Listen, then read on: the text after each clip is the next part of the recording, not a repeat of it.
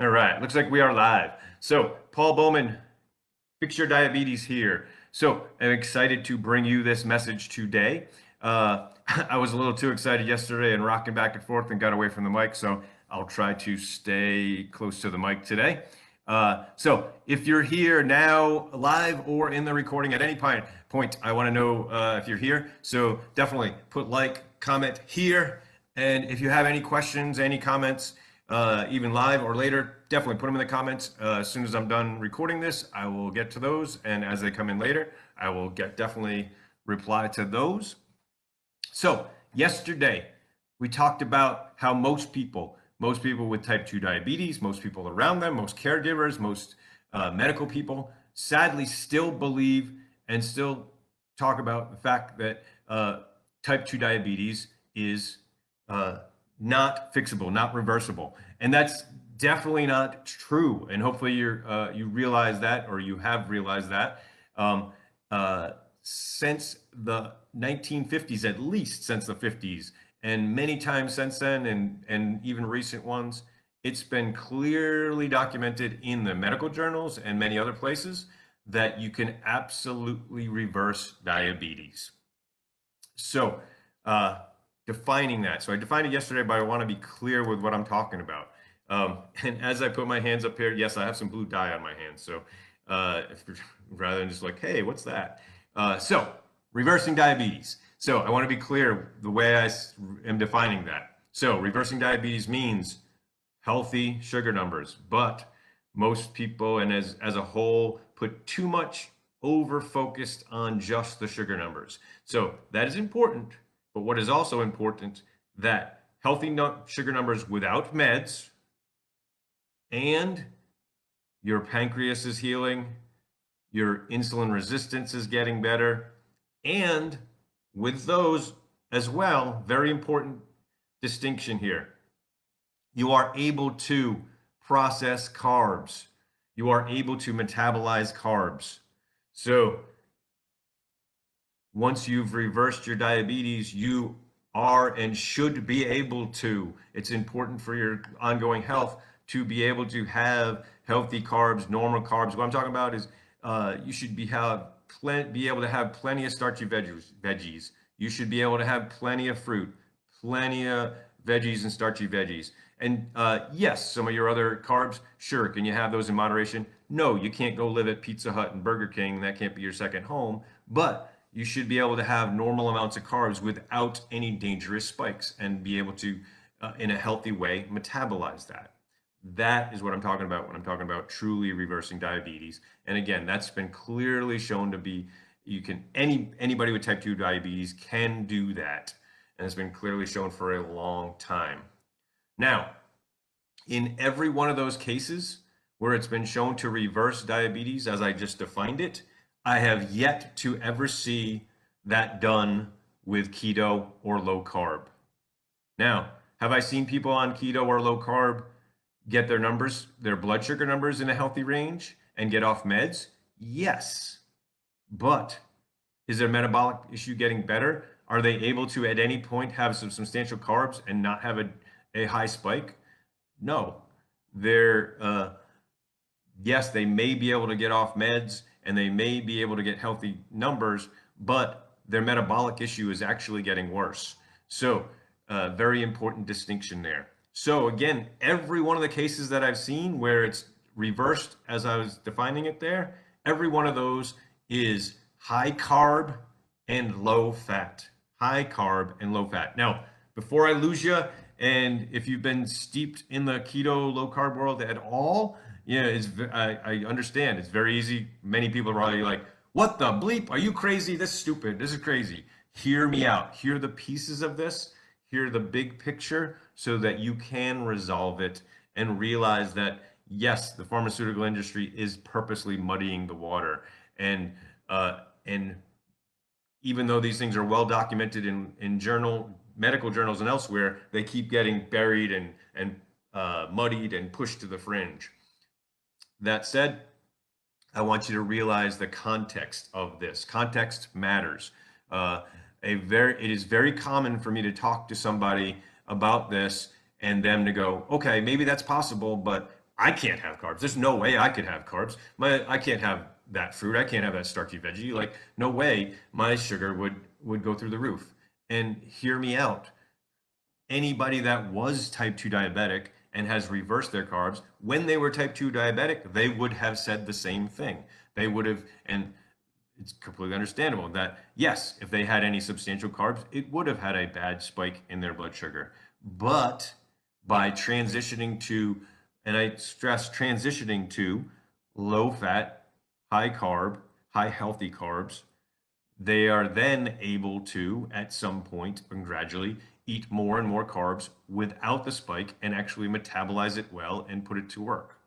Um, so even going back to context of, hey, most of you, if you've been doing this long enough, been in the that type 2 diabetes world long enough, you'll realize like, hey, I can have the same carb one day and the same carb another day and the same amount. And some days it's drastically different than other days. Context matters. Um, the biggest context is how much fat. Again, as I say, fat and sugar and carbs, I don't want to vilify any macronutrient, any nutrient. They're all important. They're specifically talking about carbs and fats. They're not good. They're not bad. Okay. They are good in the right balance. And they are bad in the wrong balance. So the biggest context that matters for how much a carb spikes your sugar is how much fat you have had lately. So if an understanding that the primary cause and contributor to diabetes is too much fat consumption. So the overemphasis for most people is all about the sugar numbers, which are important. But if you overfocus on that, you kind of miss the point of the root cause of the problem is actually too much fat consumption. And your pancreas is saturated with fat, your liver is saturated with fat, your muscle cells are saturated with fat. Basically, all the cells of your body are saturated with fat. And the sugar, the carbs, needs to get into those cells. It's important that we get sugar, carbs into those cells, but we either cannot or it's very difficult for that to happen because they're saturated with fat. And so our pancreas works overtime and works harder and harder and harder to get that insulin out there to try to get that sugar into the cells, which is needed. But it's having a tough time doing that because all our cells are saturated with fat. That is an important distinction to understand type 2 diabetes. Understand the problem so you can resolve it. So in all of the cases where I've seen for me and people I work with, other practitioners is the word I was looking for, like me, or today or any time in history, the only way I've seen it is with low fat, high healthy carbs. And so for low fat, I'm talking for most people, that means about 15% of their calories from fat. And stick with me and really listen to the pieces. So a lot of times people can get lost there and go, if they're not doing keto low carb, which tends to be high fat, high protein, they think, oh, I'm eating really good. And don't let me lose you there because it can be very deceiving. Some people are obviously like, yeah, I'm obviously eating a lot of fat, but a lot of people that are actually still eating a lot of fat don't think they are. And when you put it into an app, I use Chronometer, but when you put it into an app, it is everybody I've done it with. Wow, that's eye-opening. That's enlightening. Most people, if they're not doing any specific diet and would say, hey, I'm just eating really good, most of them are probably around 30 or 40%. And again, our target's 15. And the average American's probably in the 50 to 60% when you break it all down. Hey, how much of what, when you break everything down to macronutrients, yeah, most people are at 50 to 60%. If you're doing keto or low carb, it's probably much more than that. Some examples of some very deceiving ones. So recently saw a client a chicken salad sandwich, and most people are like, okay, that's probably pretty good. Not the best. I could do better, but like, hey, chicken salad sandwich. Oh wow, that's when you talk about 15%, that's typically and again, you want to figure it out for you individually, but just to give you an idea, typically 25 to 30 grams a day. And so if your target, so these examples, the person's target was 25 grams for the day. And so chicken salad sandwich, 35 grams in just the chicken salad sandwich. So you went over by 10 in just that sandwich for the whole day.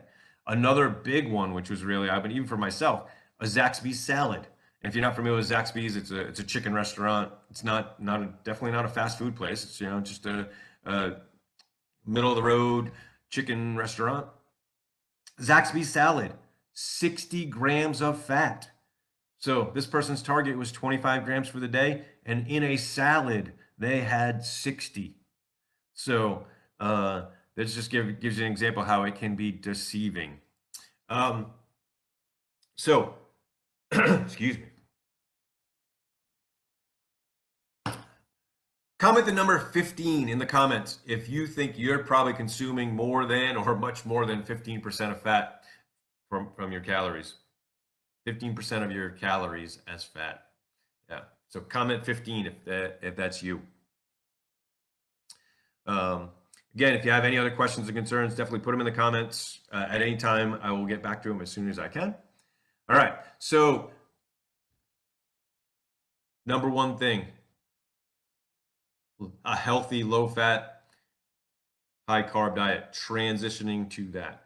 The second most important thing, fix your nutrition. And I stress the your nutrition, and I'll elaborate. Many times I get into conversations with people and they have a tough time understanding, or they say, okay, maybe some people have reversed it, maybe you can reverse it, but not me.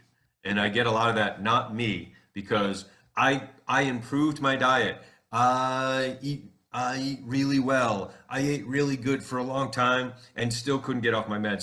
Still couldn't balance my numbers.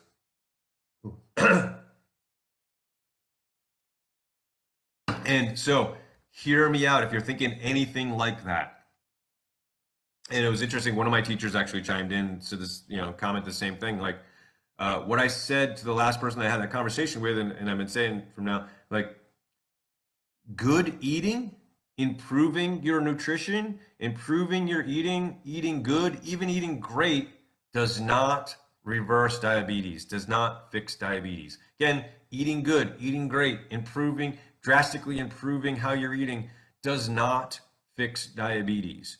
What does fix diabetes, what does reverse diabetes is precise individual nutrition, meaning knowing that you're a type 2 diabetic, understanding the nutrition of diabetes, and understanding your specific nutrition. What are your imbalances? What are your dysfunctions? Not dysfunctions, but deficits is what I was thinking. To fill your deficits and balance your nutrition out, that is what fixes diabetes.